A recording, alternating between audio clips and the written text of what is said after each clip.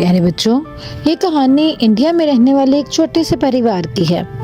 इस परिवार में 3 लोग थे, मुकेश, उसकी माँ और उसका बाप। वो तीनों अच्छी जिंदगी गुजार रहे थे, लेकिन मुकेश को अपनी जिंदगी में किसी की कमी महसूस होती थी और वो कमी थी एक अच्छे जीवन साथी की। अब वो चाहता था कि जल्दी से उसकी शादी हो जाए। सिर्फ वो ही नहीं, उसके माँ बाप भी यही चाहते थे कि उसकी जल्दी से शादी हो जाए।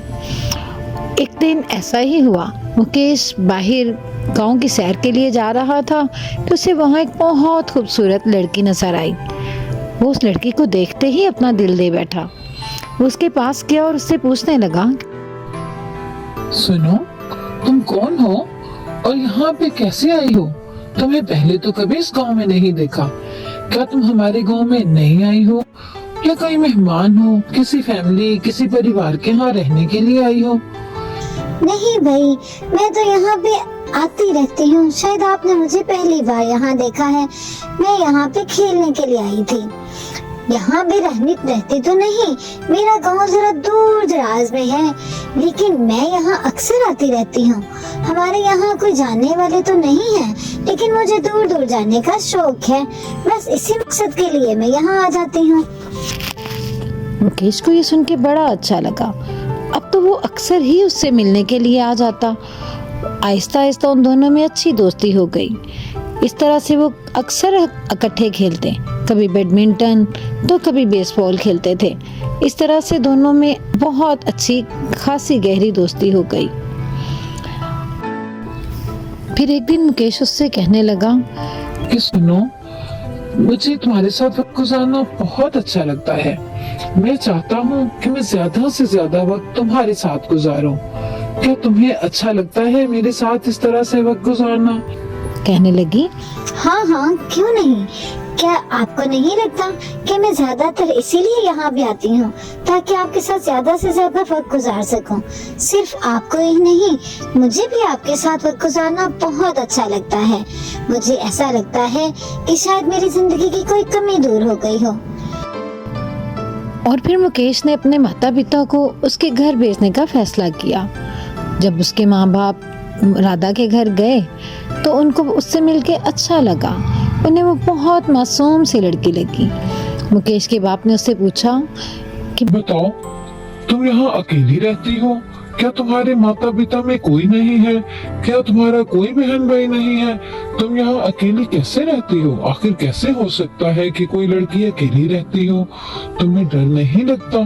तुम्हारे खाने पीने का सारा खर्चा कैसे और कौन पूरा करता है? मैं तो परेशान हो गया हूँ ये देखकर कि एक जवान लड़की अकेली एक घर में रहती है। नहीं अंकल, ऐसा नहीं है।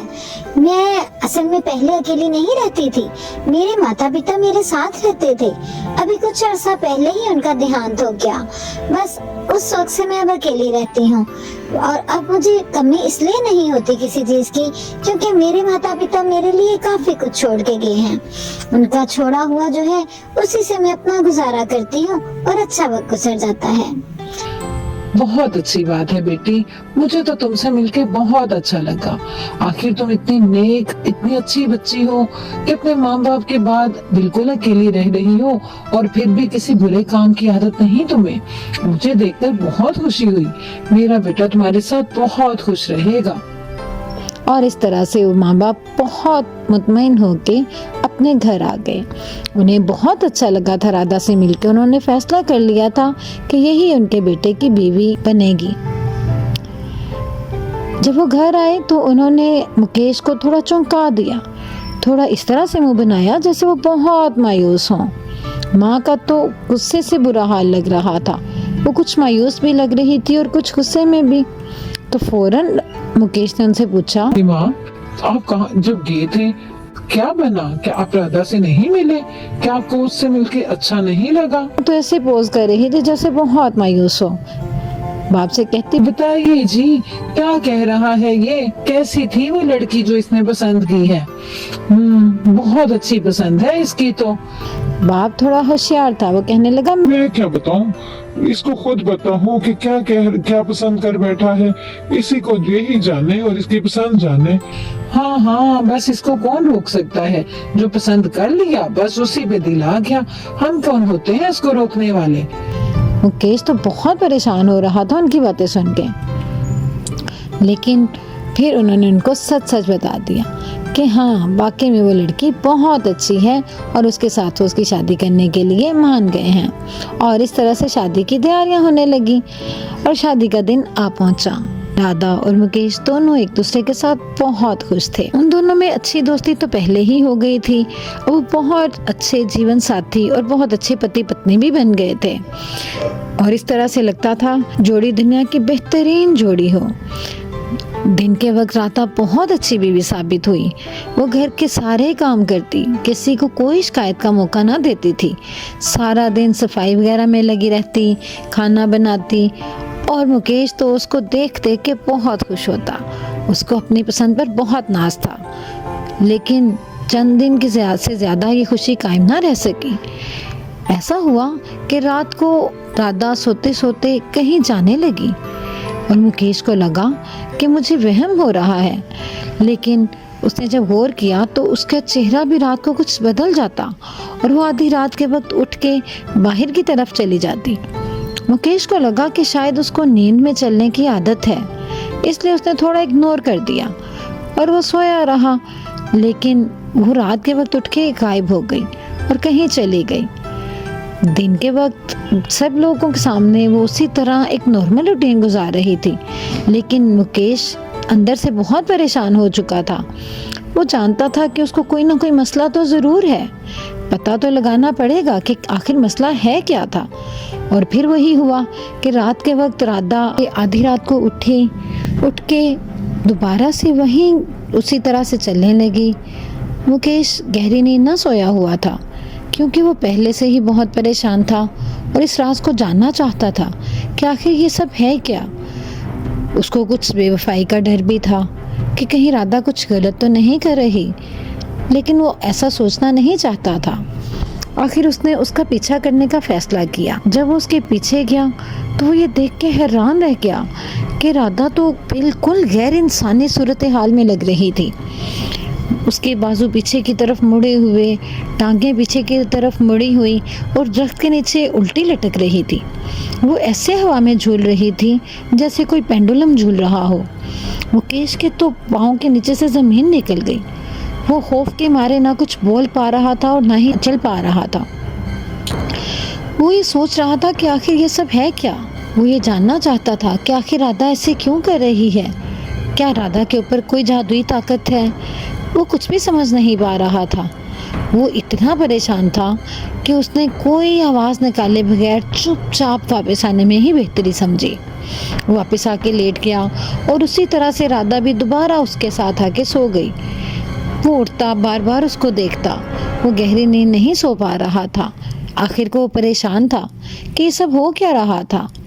दिन के वक्त देखता तो राधा उसी तरह से काम करती नजर आती, सब कुछ ठीक लगता। उसने अपने माँ बाप को बताने का सोचा। वो उन्हें परेशान तो नहीं करना चाहता था, लेकिन मजबूरी थी। आखिर वो कब तक अकेला इस मसले से निपट सकता था। वो कभी सोचता कि माँ बाप को बता दे और कभी बिल्कुल चुप साध लेता। माँ बाप ने भी नोट किया कि वो कुछ परेशान था और उन्होंने उससे पूछा भी, तो उसने उनको सब कुछ बता दिया। और जब रात के वक्त राधा गायब हुई तो वो अपने माता पिता को लेके उसके पीछे गया। जब उन्होंने भी उसको जाके वहाँ देखा तो उसी तरह से आंखें उसकी सफ़ेद पड़ चुकी थी और दरख्त के नीचे वो उल्टी लटक रही थी। उसके माता पिता भी ये देख के बहुत परेशान हुए और बहुत डर गए। वो करीब जाके भी देखना नहीं चाहते थे कि आखिर ये सब हो क्या रहा है। वो ऐसे थे जैसे बिल्कुल बेबस और मुजस्समे बन के खड़े थे। काफ़ी देर तक खड़े वो देखते रहे। बस कुछ खौफनाक सी आवाज़ें आ रही थीं और राधा जैसे बहुत तकलीफ़ की हालत में दरख्त के नीचे उल्टी लटकी हुई थी। वो बहुत गौर से इस चीज़ को देख रहे थे। माँ ने तो थोड़ा सा करीब जाके देखने की कोशिश की तो उसको अंदाज़ा हुआ कि बिल्कुल गैर इंसानी सी सूरत हाल है। उसे कुछ खौफ सा महसूस हुआ। उसे ऐसा लगा कि जैसे उसका अपना बेटा भी खतरे में हो। उसने तो यही सोचा कि राधा से तो जान छुड़ा लेना ही बेहतर होगा, लेकिन अभी ये वक्त इन बातों का नहीं था। अभी तो वो यहाँ से चुपचाप जाना चाहते थे, क्योंकि वो राधा को कोई आवाज़ भी ना देना चाहते थे। बल्कि मुकेश ने उसको आवाज़ देने की कोशिश भी की। वो थोड़ा आगे गया तो उसके माँ बाप ने फ़ौरन उसको पीछे बुला लिया। वो घर में आए, बहुत परेशान बैठे थे कि आखिर इस मसले का हल क्या निकालें। उनको कुछ समझ नहीं आ रही थी कि आखिर इस मसले का हल हो क्या सकता है। वो चुपचाप बैठे, परेशान, एक दूसरे का मुंह देख रहे थे। वो काफ़ी देर तक सोचते रहे, क्या उनके साथ कोई धोखा हुआ है? क्या ये कोई चुड़ैल है जो उनके बेटे के ऊपर अपना असर करना चाहती है? या ये कोई जादुई ताकत है जिसने राधा के ऊपर कब्जा कर रखा है? वो किसी भी नतीजे पर ना पहुंच पा रहे थे। उन्हें कुछ समझ नहीं आ रही थी कि आखिर है क्या और इस मसले का हल निकाला कैसे जाए। वो ये भी जानते थे कि उनका बेटा अपनी बीवी से बहुत मोहब्बत करता है। वो उसको ये मशवरा भी नहीं देना चाहते थे कि तुम उससे जान छुड़ा लो। हालांकि दिल में तो उनके यही था कि ऐसी लड़की से तो जान छुड़ाना ही बेहतर है, लेकिन वो जानते थे कि उनका बेटा भी अपनी बीवी के बगैर ना रह सकता था। माँ बोली, बेटा, तुम्हें ही पता लगाना होगा कि ये सब क्या मामला है। मैं तो चाहूंगी कि तुम इसको छोड़ दो, लेकिन ये भी जानती हूँ कि तुम उससे बहुत मोहब्बत करते हो। इसलिए मैं चाहती हूँ कि सबसे पहले तुम असल सूरत हाल का पता लगाओ कि आखिर मसला है क्या। इस बच्ची को ऐसा क्या मसला है कि वो इस तरह से हो जाती है। हाँ माँ, मैं जरूर पता करूँगा। आखिर मैं भी जानना चाहता हूँ कि ये सब है क्या। मैं तो खुद बहुत परेशान हूँ। मैं उससे बहुत मोहब्बत करता हूँ। मैं उसके बगैर नहीं रह सकता। मैं चाहता हूँ कि वो ठीक हो जाए। हाँ हाँ बेटा, क्यों नहीं, हम सब यही चाहते हैं कि वो ठीक हो जाए और वापस तुम्हारे साथ बिल्कुल नॉर्मल इंसान बन के रहे। लेकिन उसके लिए ये पता लगाना जरूरी है कि वो इंसान है भी कि नहीं। पता चलाओगे तो ही कुछ होगा। तो फिर आखिर मुकेश ने राधा से बात करने की सोची। वो बैठा राधा का इंतजार कर रहा था और उसी के बारे में सोच रहा था कि जब राधा घर आई, वो बिल्कुल दंग रह गई कि मुकेश जैसे उसी से बात करने के लिए तैयार बैठा है। वो रुकी और उससे कहने लगी, खैरियत? आप कुछ सोच में डूबे हुए हैं, कुछ परेशान लग रहे हैं। क्या हुआ? क्या आप मेरा इंतजार कर रहे थे? कोई काम था तो मुझे पहले बता दिया होता। मैं बस थोड़ा पड़ोस में ही गई थी, थोड़ा काम था। अब आप मुझे बता दीजिए, आपको क्या कहना है? मुकेश फौरन थोड़ा गुस्से से बोला कि तुमने मुझसे धोखा दिया है। मुझे क्यों नहीं बताती कि आखिर मसला क्या है? तुम इंसान हो या कोई चुड़ैल हो? तुम्हें मुझे सब कुछ सच सच बताना पड़ेगा। तुमने मुझसे क्या छुपाया है और क्यों छुपाया है? तुम्हें मुझे सब कुछ सही सही एक साथ बताना होगा। राधा पहले तो बहुत परेशान हुई, लेकिन फिर उसने सच सच बता दिया। वो कहने लगी कि असल में मैं एक बदनसीब लड़की हूँ। मैं बहुत छोटी थी जब मेरे माता पिता का देहांत हो गया था और एक जादूगर ने मेरे ऊपर जादू कर दिया। उसके जादू के असर की वजह से मैं एक नॉर्मल इंसान ना रही, बल्कि बहुत खौफनाक हरकतें करने लगी, जिसकी वजह से मेरे बहन भाई भी मुझसे दूर हो गए। वो मुझे छोड़ के विदेश चले गए और मैं यहाँ अकेली रह गई।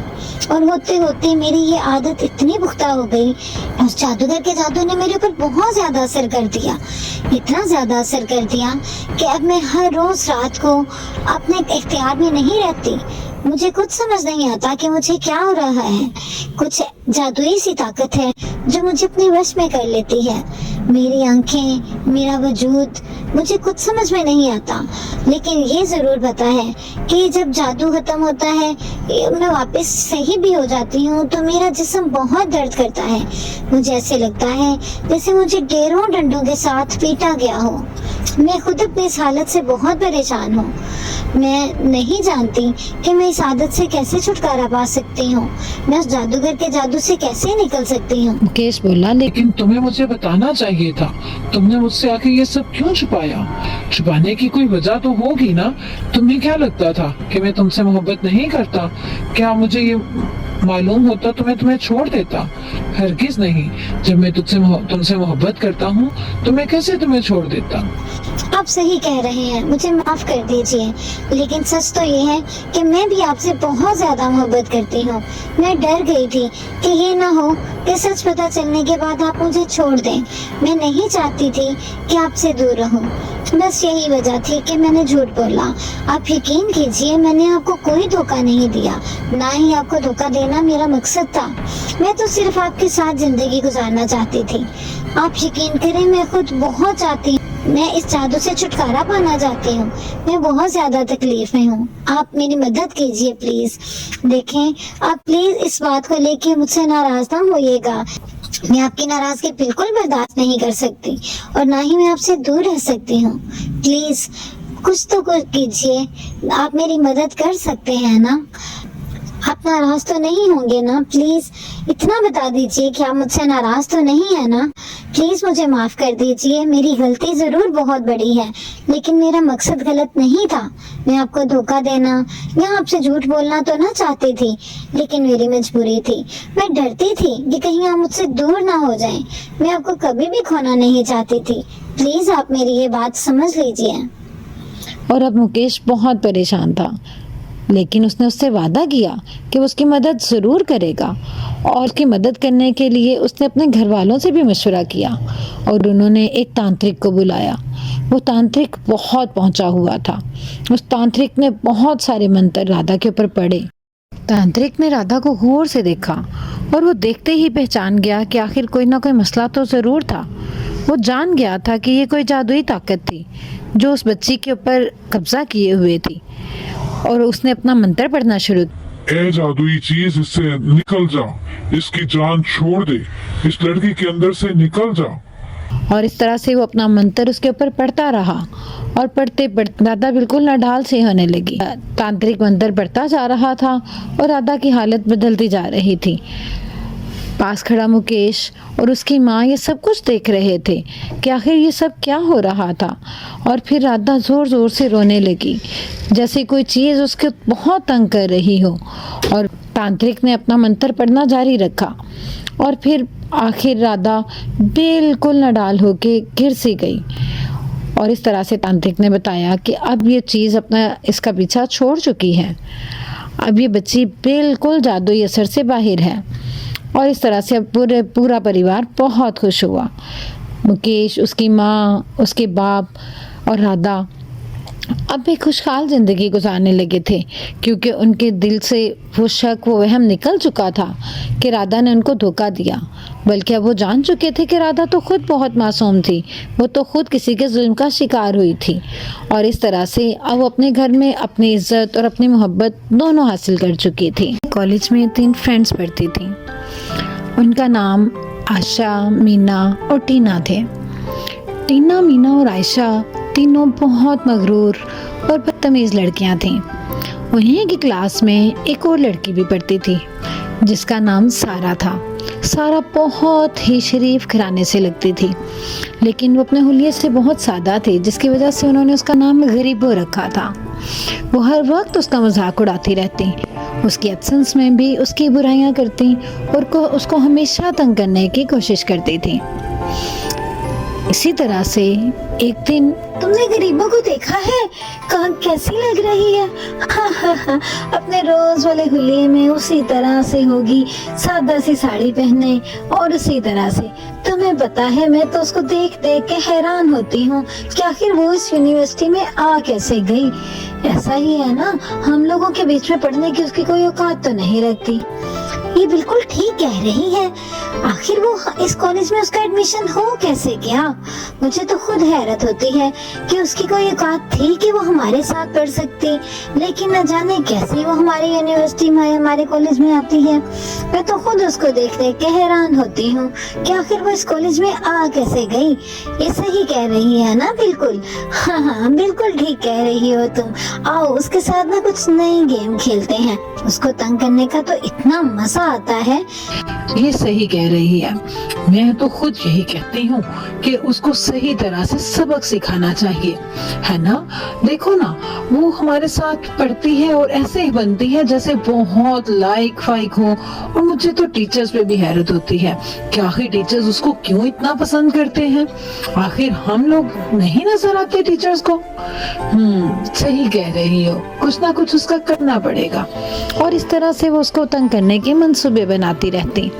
एक दिन उसी तरह से वो उसके पास गई और उससे कहने लगी, आ गई तुम मिस लाइक वाइक। तुम जानती हो हमने तुम्हारा नाम गरीबो रखा है, क्योंकि तुम अपने हुलिये से यही नाम डिजर्व करती हो। न जाने किसने तुम्हारा नाम सारा रख दिया। देखो, हम सब फ्रेंड्स जो हैं तुमसे बिल्कुल अलग थलग हैं। हमारे कॉलेज में पढ़ने के लायक नहीं हो तुम। बिल्कुल सही कह रही है ये। आखिर तुम हमारे कॉलेज में आ कैसे गई? तुम्हें तो चाहिए कि तुम खुद कहीं पानी में डूब मरो। हमारे कॉलेज में पढ़ने की औकात तो नहीं तुम्हारी। तुम लोगों को आखिर मुझसे मसला क्या है? मैंने तुम लोगों का क्या बिगाड़ा है? मैं तो सिर्फ अपने काम से काम रखती हूँ, अपने लेसन याद करती हूँ और अपना काम करती हूँ। तुम लोगों को मुझसे कोई टेंशन है तो ये तुम लोगों का मसला है, इससे मेरा तो कोई ताल्लुक नहीं। आखिर तुम लोग मुझे क्यों परेशान करती हो? देखो ना, मैं अपनी क्लास में आती हूँ, अपना काम करती हूँ। मैं तो तुम लोगों को कभी तंग नहीं करती, फिर तुम लोग क्यों मुझसे तंग रहती हो? आखिर तुम लोग मुझसे क्यों नाराज रहती हो? और इस तरह से वो तीनों हमेशा कोई ना कोई प्लान करते ही रहते हैं कि आखिर किस तरह से उसको तंग किया जाए। और इस तरह से उन्होंने फिर एक मंसूबा बनाया। मेरे जहन में ख्याल आया है और हमें उस पर अमल करना चाहिए।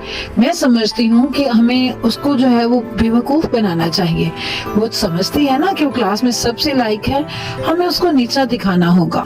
आखिर ऐसा कैसे होगा? तुम्हारे जहन में क्या मंसूबा है जो तुम चाह रही हो कि हम पूरा कर लें? कैसे ऐसा होगा कि हम उसको क्लास में नालायक साबित कर दें? क्या तुमने कुछ इस बारे में सोच रखा है? क्या कहती हो? आखिर ऐसा कैसे होगा? तुम बताओ ना, ऐसे कैसे हो सकता है कि हम उसको क्लास में देखो, वो क्लास की सबसे लायक लड़की है, हम उसको नालायक कैसे साबित कर सकते हैं? क्या हम उसकी जगह खुद पेपर कर दें? क्या करेंगे जिस तरह से जिससे क्लास में उसकी इंसल्ट हो? मुझे समझ में आ गया है ये क्या कहना चाह रही है। ये चाहती है कि हम कुछ ऐसा करें कि वो पेपर सही तरह से दे ही ना सके, है ना? क्या तुम यही कह रही हो ना? मैं समझ गई। मेरे जहन में एक प्लान है, हम ऐसा कर सकते हैं।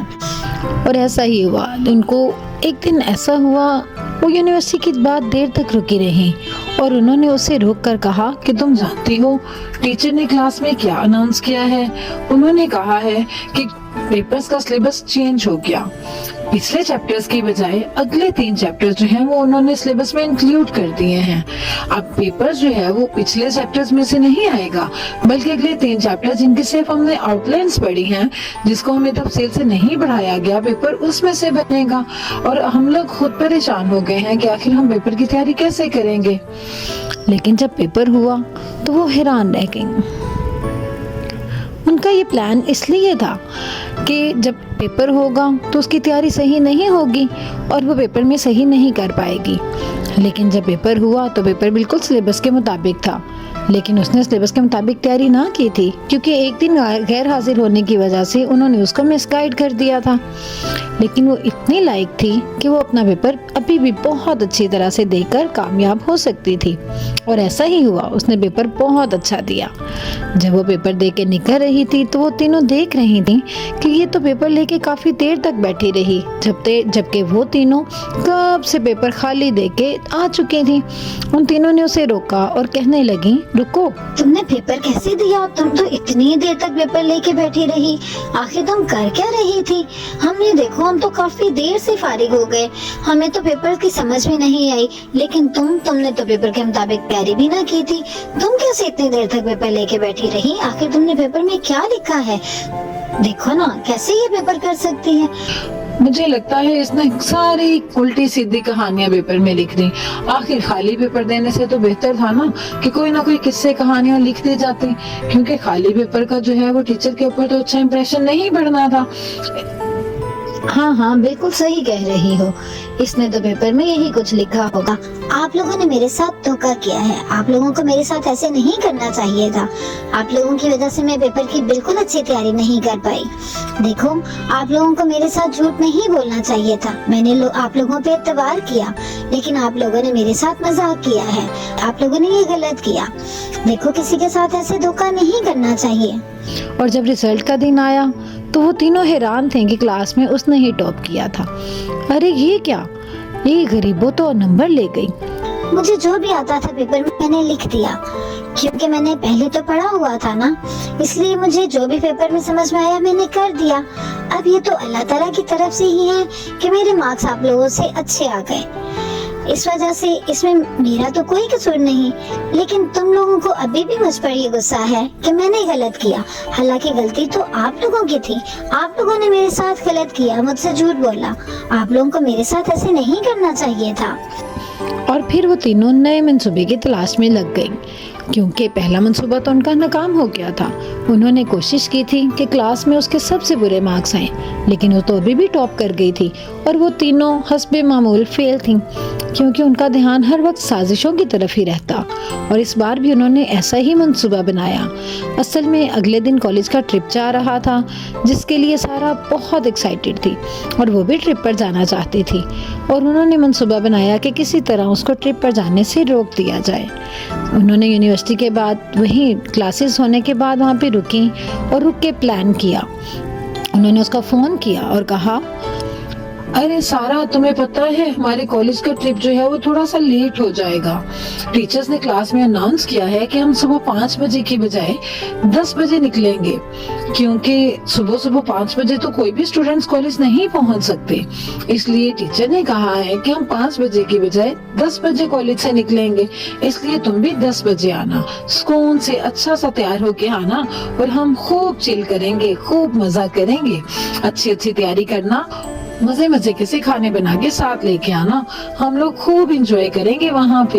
एक अच्छा सा प्लान कर लिया है हम लोगों ने, इसलिए प्लीज तुम 10 बजे से पहले ना आना, क्योंकि आके परेशान होगी ना। और अब वो बहुत खुश थी कि उन्होंने एक बहुत अच्छा प्लान कर लिया था और इस बार उनका मंसूबा वाकई में काम भी कर गया। कॉलेज का ट्रिप तो सुबह 5 बजे जा रहा था और वो वक्त के मुताबिक 5 बजे वहाँ पे पहुँच गई और कॉलेज का ट्रिप पूरे 5 बजे वहाँ से चला भी गया, क्योंकि तमाम स्टूडेंट्स को टीचर्स ने जो टाइम दिया था वो 5 बजे का ही टाइम था। लेकिन उन्होंने, चूँकि वो यूनिवर्सिटी में देर तक रुकती थी, तो सारा ने भी उन पर यकीन कर लिया कि हो सकता है कि टीचर्स ने बाद में अनाउंस किया हो जिसकी उसको खबर ना हो, क्योंकि वो मासूम और सादा फितरत की थी। और वो जब कॉलेज पहुंची तो क्या हुआ? अरे बीबी, तुम इतने लेट क्यों आई हो? क्या तुम्हें नहीं पता कि कॉलेज तक का ट्रिप तो सुबह 5 बजे चला गया? अब तुम क्या करोगी? देखो, जाहिर है वो तुम्हारे लिए रुक तो नहीं सकते थे ना। टीचर्स भी पूछ रहे थे कि आखिर सारा बीबी क्यों नहीं आई। क्या कह रहे हैं आप गार्ड बाबा? उन्होंने तो मुझे कहा था कि 10 बजे का टाइम है। मुझे तो मीना ने कॉल की थी। उन्होंने कहा था कि 10 बजे का टाइम है, ट्रिप की बस 10 बजे जाएगी। आप कह रहे हैं कि वो लोग सुबह 5 बजे चले गए। ऐसा कैसे हो सकता है? मुझे तो यकीन नहीं आता कि उन्होंने फिर से मुझे बेवकूफ बना दिया। मैं सही कह रहा हूँ, मुझे क्या बड़ी है झूठ बोलने की। कॉलेज के ट्रिप का टाइम 5 बजे का था और वो 5 बजे चला गया। टीचर्स ने तुम्हारा पूछा, लेकिन दूसरे स्टूडेंट्स ने कह दिया कि हमें नहीं मालूम। ऐसा कैसे हो सकता है गार्ड बाबा? उन्होंने खुद तो मुझे फ़ोन किया था। मैं तो ट्रिप पे जाना चाहती थी, मुझे तो खुद बहुत शौक था ट्रिप पे जाने का, लेकिन अब मैं नहीं जा सकती। मुझे इसका हमेशा अफसोस रहेगा कि मेरी क्लास फेलोज ने मेरे साथ धोखा किया, जिसकी वजह से मैं ट्रिप पर नहीं जा सकी। और इस तरह से वो ट्रिप पर ना जा सकी। जब ट्रिप से वापस आए तो टीचर्स ने भी उससे कहा कि आखिर तुम क्यों ट्रिप पर नहीं गई? तुम्हें जाना चाहिए था। तुमने तो अच्छी खासी पेमेंट भी की थी और सब कुछ करने के बाद भी तुम ट्रिप पर नहीं गई, तो हमें इस बात का बहुत अफसोस हुआ है। तुम्हें चाहिए था कि तुम्हें मैं इन्फॉर्म तो करती कि आखिर कोई मसला है, घर में कोई परेशानी है, कोई भी मसला हो तो तुम्हें टीचर्स को इन्फॉर्म करना चाहिए। नहीं मैम, बस अचानक से कोई मसला बन गया जिसकी वजह से मैं नहीं जा सकी। मैं आपको इन्फॉर्म करना चाहती थी, लेकिन बस थोड़े मसले थे जिसकी वजह से मैं आपको ना बता सकी। I am sorry ma'am. और इस तरह से उसने अपनी फ्रेंड्स का नाम ना लिया कि उनकी वजह से उसका ट्रिप भी कैंसिल हुआ और उसके साथ कैसे धोखा किया। जब वो तीनों उसके पास आई तो उसने उनसे कहा, देखो आप लोगों ने गलत किया, आप लोगों को मेरे साथ ऐसे नहीं करना चाहिए था, लेकिन मैंने फिर भी टीचर के सामने आप लोगों का नाम नहीं लिया। आप लोगों की गलती है ना, आप लोग नहीं चाहती थी कि मैं ट्रिप पर जाऊं तो मुझे वैसे ही कह देती। अरे अरे बस करो, इतनी तुम शरीफ बन रही हो। हाँ, हमें क्या पता कि तुम क्या चाहती थी क्या नहीं चाहती थी। बस हमारा नाम लगा रही हो, हमें तो जो पता चला हमने तुमको बता दिया। अब तुम हमें जो है वो गलत साबित करना चाहती हो, और बड़ा एहसान किया तुमने हम पे टीचर को ना बता के। जाओ जाओ, हमारी तरफ से टीचर्स को बताओ, प्रिंसिपल को बताओ, हमें इससे क्या। हमें तो यही पता था कि 10 बजे ट्रिप जाएगा, तो हमने तुम्हें 10 बजे का बता दिया। अब तुम उल्टा हमारे सर पे चढ़ रही हो कि 10 बजे का बताया या 9 बजे का बताया, या तुम्हारी वजह से ट्रिप पे नहीं गई। इतनी अक्लमंद थी तो खुद टीचर से राब्ता रखती, क्लास का पता होता।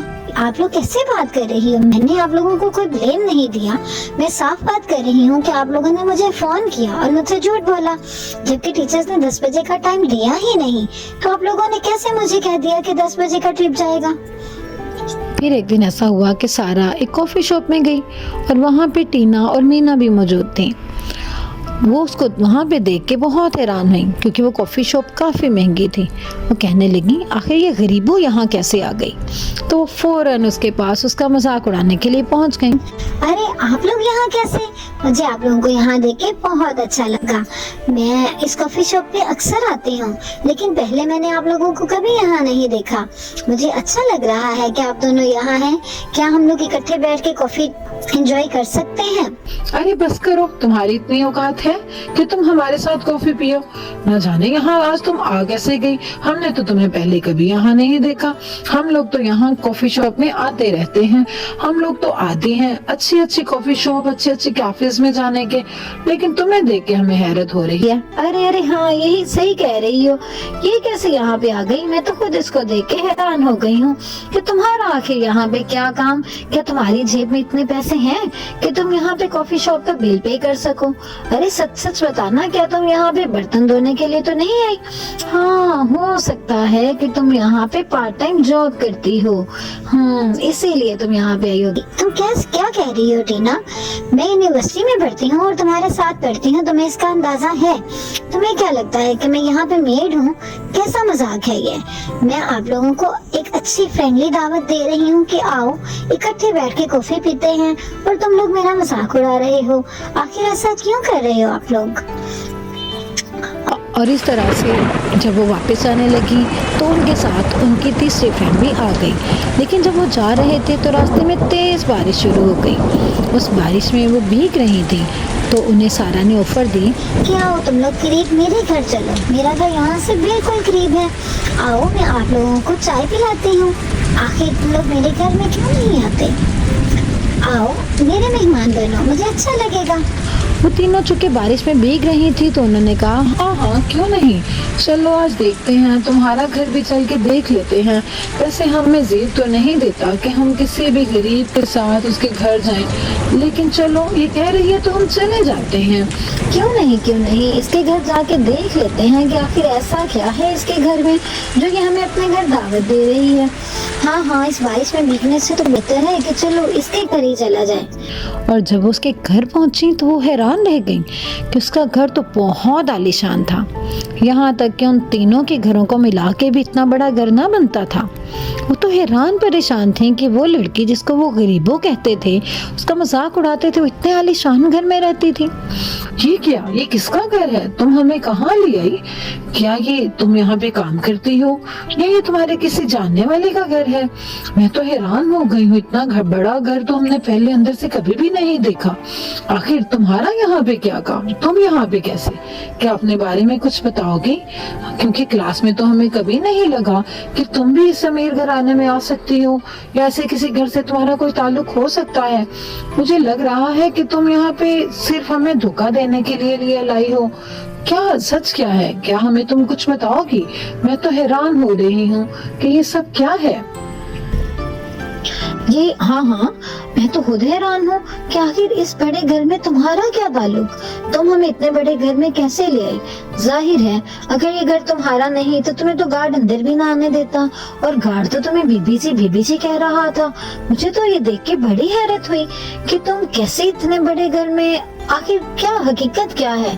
तुम हमें बताओ ना कि इस घर से तुम्हारा क्या ताल्लुक है। मैं तो हैरान हो गई, बल्कि हम तो तीनों ही हैरान हो गई हैं कि आखिर तुम इतने बड़े घर में कर क्या रही हो, तुम्हारा इस घर से क्या ताल्लुक है? हाँ हाँ बिल्कुल, हमें बताओ क्या ये घर तुम्हारा है या तुम्हारे किसी अंकल का, जिन्होंने तुम्हें गरीब समझ के पाल रखा है? अरे बस करो, तुम तीनों चुप करो, बोलते ही जा रहे हो। मैंने आप लोगों से कब कहा कि मैं गरीब हूँ? वो तो तुम लोग हो, और तुम लोगों की छोटी सोच है जो सिर्फ हुलिये से अंदाजा लगाती है कि अगला बंदा किस क्लास का है, जबकि मैं ऐसा नहीं समझती। मैं समझती हूँ कि अमीर गरीब सब बराबर हैं। हुलिये से क्या होता है? इंसान को अपनी सोच और अपना अखलाक अच्छा रखना चाहिए। तुम तीनों ने हमेशा मेरी इंसल्ट की, क्लास में मुझे बुरा भला कहा, मुझे डिग्रेड करने की कोशिश की, मेरा ट्रिप भी स्पॉइल कर दिया, लेकिन कभी ये नहीं जाना कि मैं आखिर तुम लोगों से ज्यादा पैसे वाली, तुम लोगों से ज्यादा मालो दौलत वाली भी हो सकती हूँ। आखिर तुम लोगों ने सिर्फ इसलिए नहीं जाना ना क्योंकि मेरा मिजाज तुम लोगों जैसा नहीं, मैं तुम लोगों की तरह मगरूर नहीं हूँ, मैं तुम लोगों की तरह बड़ी बड़ी बातें नहीं करती, क्योंकि पैसे ने और शान शौकत ने मेरा दिमाग खराब नहीं किया। मैं एक अच्छे खानदान से ताल्लुक रखती हूँ, और हमारे खानदान में सिर्फ यही सिखाया जाता है कि पैसे से कोई छोटा बड़ा नहीं होता। पैसे से नहीं बल्कि इखलाक से इंसान की इज्जत करनी चाहिए। जिसका इखलाक अच्छा है वो बहुत अच्छा है, और तुम तीनों मेरे हिसाब से हमेशा गरीब रही हो, क्योंकि तुम लोगों का इखलाक बहुत बदतर रहा। लेकिन मैंने फिर भी कोशिश की कि तुम लोगों के साथ अच्छा रवैया रखूं और तुम लोगों को भी अच्छा रवैया रखने की तलकीन मिले, लेकिन तुम लोग नहीं समझी। इसलिए आज कुदरत ने ये मौका दे दिया कि तुम लोग जिसको इतना डिग्रेड करती थी, अल्लाह ताला ने तुम्हें उसकी हकीकत दिखाई। और अब तुम लोगों को समझ आना चाहिए कि अगर मैं इतने पैसे वाली और इतनी शान शौकत वाली हो के भी बिल्कुल गरीबों की तरह तुम्हें नजर आती हूँ, तो इसमें मेरा नहीं तुम्हारे दिमाग का कसूर है, क्योंकि तुम लोग किसी की अमीरी और गरीबी को जांचने के लिए उसके हुलिये को देखते हो। अमीर सिर्फ वो इंसान है जिसका इखलाक अच्छा है। अब ये बात याद रखना और आइंदा किसी की इंसल्ट करने की कोशिश ना करना। और इस तरह से वो तीनों बहुत शर्मिंदा हुई और उन्होंने हमेशा के लिए तौबा कर ली कि वो कभी भी किसी का मजाक नहीं उड़ाएंगे और ना ही किसी के साथ बुरा करने की कोशिश करेंगे। तो बच्चों, इस कहानी से हमें ये सबक मिलता है कि हमें कभी भी किसी के साथ बुरा नहीं करना चाहिए, किसी को गरीब समझ के उसकी इंसल्ट नहीं करनी चाहिए, बल्कि हमेशा दूसरों की इज्जत देनी चाहिए, दूसरों को इज्जत देनी चाहिए, क्योंकि दूसरों को इज्जत देने वाला ही सबसे अमीर इंसान है।